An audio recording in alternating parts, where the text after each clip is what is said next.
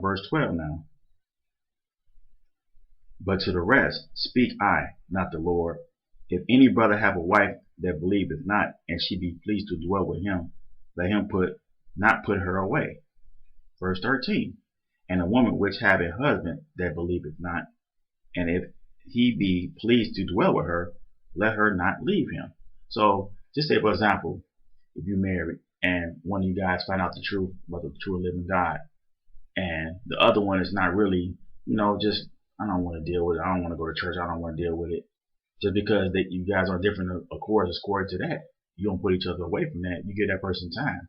You keep doing what you're supposed to do according to the Word of God. And it's a good thing to have both people in the same accord when it comes to how God wants you to operate while you're in this world, while you live in this life, especially when you're being married. Once you find out, like I said, if the person's not on the same page, and you just keep doing your part, doing usual, and like I said, you never know. The Lord might, show them a way. But in the meantime, you keep doing what you do, and you follow what God tells you to do. But that's still not a grounds for putting your wife or your husband away. Verse 14. For the unbelieving husband is sanctified by the wife, and the unbelieving wife is sanctified by the husband. So you could be a believer, but your wife not be a believer, but she's sanctified through you, and vice versa. Else were your children unclean, but now are they holy. Verse 15. But if the unbelieving depart, let him depart. A brother or a sister is not under bondage in such cases, but God hath called us to peace. So, you doing what you're supposed to do. You serving the Lord, the true living God the right way, keeping Sabbath, dietary laws. Those are just a few things. And your husband or wife not doing that, and they decide, hey, I can't deal with your ways. You're weird. I just can't deal with this. So, and they decide to leave, then hey, that's on them. But you keep on keeping on, and you do what you're supposed to do, and the Lord gonna be with you. He's gonna continue blessing you. So it says, verse 15. But if the unbelieving depart, let him depart. A brother or sister is not under bondage in such cases, but God hath called us to peace. Verse 16. But what knowest thou, O wife, whether thou shalt save thy husband? Or how knowest thou, O man, whether thou shalt save thy wife? So, just because you guys are one, if you doing what you're supposed to do, and he or her not doing what they're supposed to do, and they decide to leave, hey, you can't save them anyway. You got to just work out your own salvation, still, regardless. So in that case, it's a different situation. But they leave you, then that's on them. But you just gotta say, you keep on doing what you're supposed to do, and you do it according to the Word of God. So now we're going to go to Matthew 19 now. I said, marriage is a serious thing, though. Before you decide to get married, you make sure you fully understand the importance of it, and how that once you make this vow, then it's through sickness, through health, it's through death do us part. It's no, I'm tired of you now, I don't want to be with you. It don't work like that. Verse 19, we're going to go to Matthew 19, and we're going to read verses 1 through 9. Matthew 19, verses 1 through 9. And it came to pass that when Jesus had finished these sayings, he departed from Galilee, and came into the coast of Judea beyond Jordan. And great multitudes followed him, and he healed them there. The Pharisees also came to him, tempted him, and said unto him, Is it lawful for a man to put away his wife for every cause? And he answered and said unto them, Have you not read that he which made them at the beginning made them male and female? And said, For this cause shall a man leave father and mother, and shall cleave unto his wife, and they twain shall be one flesh. So the Pharisees are asking Jesus, is it, he said, is it lawful for a man to put away his wife? Now they know, they asking him, and he already, like, look how they're gonna try to trick him up, like they could trick God up, but they can't do that. But watch verse 6. Wherefore they are no more twain, but one flesh. What therefore God hath joined together, let no man put asunder. So when you get married, you can't let no man break y'all up. You're supposed to keep this covenant strong and do everything possible to keep it together. Like I said, it's only certain things, reason why a divorce was put into play, because of adultery. Now married and you step out on your wife or you step out on your husband, then that is a call for divorce. But other than that, though, there's no other reason. So let's go to verse 7 now and see what they say. They said it to him, why did Moses then command to get a writing of divorcement and to put her away? Now they question why Moses wrote a bill of divorcement to the children of Israel. So they asking Jesus like why, this was done. So he said it to them. Verse 8. Moses, because of the hardness of your hearts, suffered you to put away your wife. But from the beginning it was not so. So even back then, they was these guys, doing their thing, and they got tired of their wives or whatever case may be.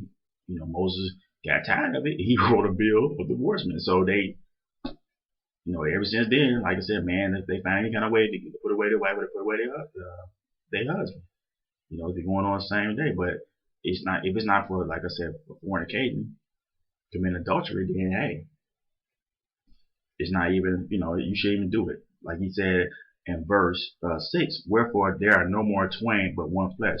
What therefore God has joined together, let no man put asunder. Verse 9, and I say unto you, whosoever shall put away his wife, listen to this, except it be for fornication, and shall marry another, committed adultery. That's deep. If you put away your wife or your husband, and you marry somebody else, it's still considered adultery. That's deep, isn't it? The middle of verse 9. And whoever married her which is put away, doth commit adultery. So if a woman was married and she was put away, and you marry her, you commit adultery. Go both ways. I mean, Lord ain't playing when it comes to this. You can listen to man and think that it's all okay. The Lord understand where you're coming from and He know what you're going through. Hey, it's serious. Like Paul said earlier, it's better to be married than burned. So he takes this serious when it comes to fornicating and committing adultery, and God don't play when it comes to that. So you get married, like I said, it's a sacred thing, and you keep it sacred, and you do everything you can to make it work. Like I said, it's gonna be some hard times, it's gonna be some good times, but you gotta make it through. But if you can't, for that reason, then like I said, you just gotta pray to God to guide you to make sure that you just do everything right. If your wife let's say step out on you, then okay, that's a divorce, and vice versa. But you just can't be like, well, I'm gonna put my wife away, my husband away because I'm tired of it. You get too fat, or you this or that, or you can't do that. Like I said, it's right here in the scriptures. So we're gonna go to Romans 7 now.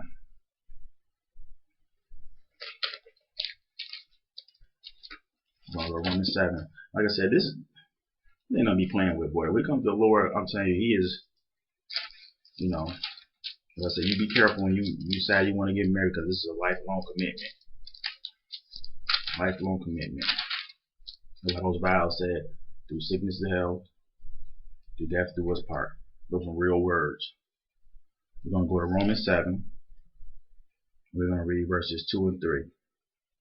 Romans 7, verses 2 and 3. Verse 2. For the woman which have an husband is bound by the law to her husband, so long as he liveth. But if the husband be dead, she is loosed from the law of her husband. So, like I said, to death do us part. The woman which has a husband is bound by the law to her husband, so long as he liveth. But if the husband be dead, she is loosed from the law of her husband. So if your husband or your wife die, then, if you decide to get married to somebody else, then it's all good.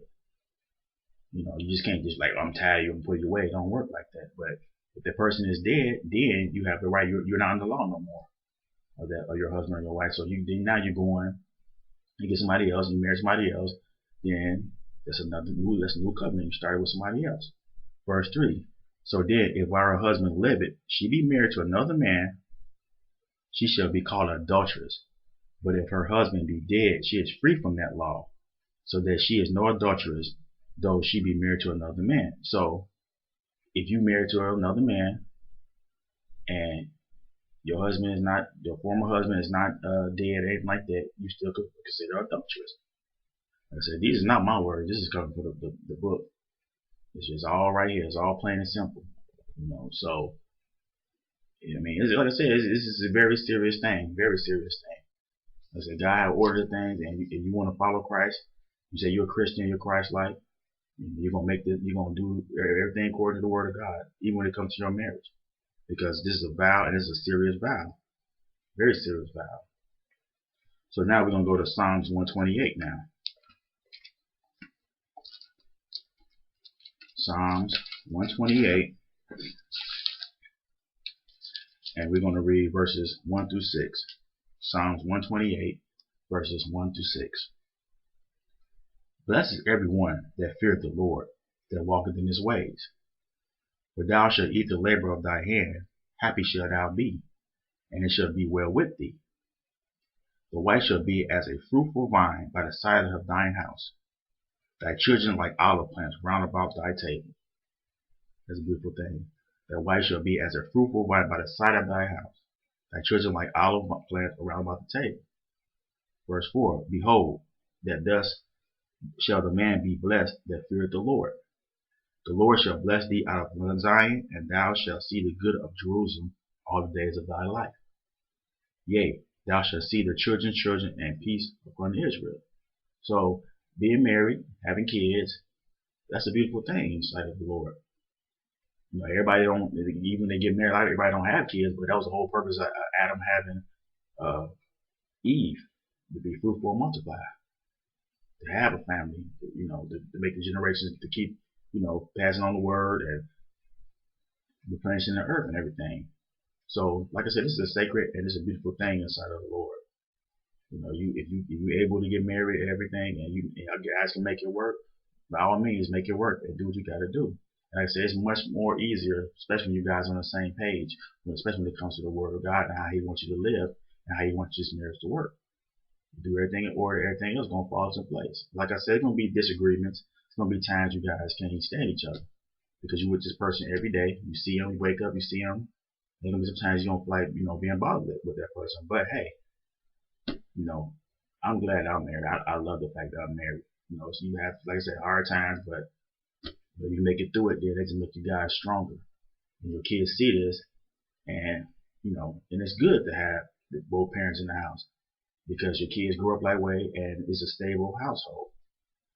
So it's a very beautiful thing, despite what men tell you and tell you that hey, it's okay to put away your husband or your wife. It's okay to do you and do what you want to do. It don't work that way. So we're gonna go down. We're gonna go to the next verse, which is Hebrews 13,